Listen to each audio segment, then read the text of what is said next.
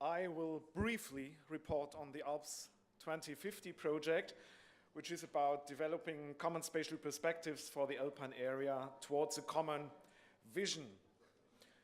And this is our spatial focus. You see there are several countries and many regions involved. And the outer perimeter, the blue one, is about the macro region of the Alps, the USALP.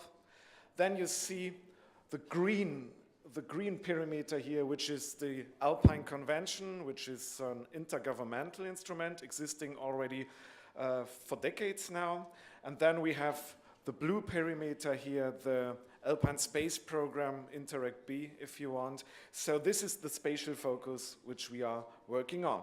You have the abbreviations from the institutions involved in the research consortium. So we have in almost all countries some experts helping us. This is just a screenshot from the authors of the interim report, which we delivered some weeks ago, which is approved now and will be online in, I think, next week. And we are really in the middle of the analysis. The draft final report will be due in September. This is again a map bringing together the perimeters, and here you see the mountains, which are of course the core of the Alpine regions, of the Alpine region, but you see that our focus is going beyond this. This is more a large-scale focus, also considering functional connections and flows and so on. The main objectives are, as I said, developing perspectives and a vision and find effective solutions for balanced sustainable development and improve or facilitate cooperation issues. And last but not least, we will develop guidelines for the development of such perspectives that can help in other transnational cooperation areas. What I will present today is not really towards the vision already. This is something that we are working on currently. We are conducting a Delphi study. Last week we were in Munich with a stakeholder workshop. This is really work in progress. What I want to show now is really just some colorful maps that we produce, because as all ESPON projects, this is based on territorial evidence, and we have produced, I think, 70, 80 maps and graphics that we will publish next week in form of an atlas, and I think this is quite an attractive product that we have produced there. This is just one example showing the settlement system, so the municipalities and their size in our area. And even if you don't know where the mountains are, you can guess it. Here you see really there is still a difference between the mountainous areas and the pre-alpine areas.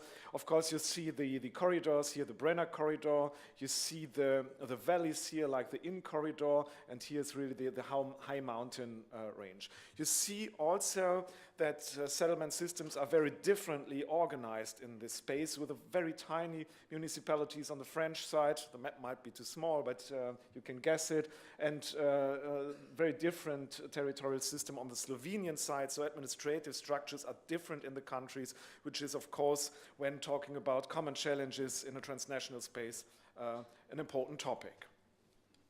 This is one map that works on the municipal level, which is really not so easy, but we think for a targeted analysis, NUTS is not always an adequate scale. And here we have some thousands of municipalities, and the population change over the recent 5 years. And here we see really a colorful picture showing that it's very different from country to country. You really see the borders between the countries, and what you do not really see here are the mountains. So it doesn't mean that being in a mountainous area that the demography is worse than in pre-alpine areas, which is true that where you have urban or metropolitan areas, there you have in almost all cases population growth. Again, you see the importance of valleys and corridors. This is just playing around with maps. This is another demography mapping on the left hand, just the classical representation population density proportional to the surface area. On the right-hand side, exactly the same numbers, a cartogram showing the size of the territories relative to the population of the territories. And here, the mountains have almost vanished. All the mountainous areas are not really there because they are not very densely populated. If you want, this is kind of a comic picture of the metropolitan view on the Alps, if you want. So this is a bit trying to inspire the political process with these kinds of representations. This is a collection of maps where we profited from the data set from Prophecy, the Inner Peripheries project, where Carsten Schürmann helped us a lot with these maps. This shows the accessibilities to services of general interest, concretely speaking to doctors, to primary schools and to train stations, so really services that matter, I would say. And the more red the color is, the more long it takes to travel by car to these services. And here you see, of course, that accessibility is still an issue of mountainous areas. And so now you can discuss, is that okay what we see here, or should you invest in transport infrastructure and roads, or should you invest in services of general interest? So this is the political debate that we are triggering with that kind of representation that addresses, at the end of the day, quality of life.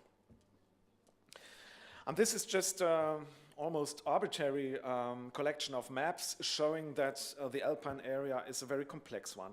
It's not that one map shows looks like the other, so always a center-periphery gradient, but it's in some cases we have a more northern-southern gradient here, that's an economic map. Then we have a central periphery gradient, that's a touristic one. Here again more north-south, and here's an east-west gradient in there. So it's really, if you want to work with evidence-based, and then it becomes complex. And bringing these insights together to a common vision, that's really the challenge of the remaining months and weeks, what we will do there. How do we do this? We are, as I said in the beginning, we are conducting a Delphi study where some of the participants are in the room. Thanks again for contributing here. We are posing a lot of difficult questions, and at the end we have maps that you can click on.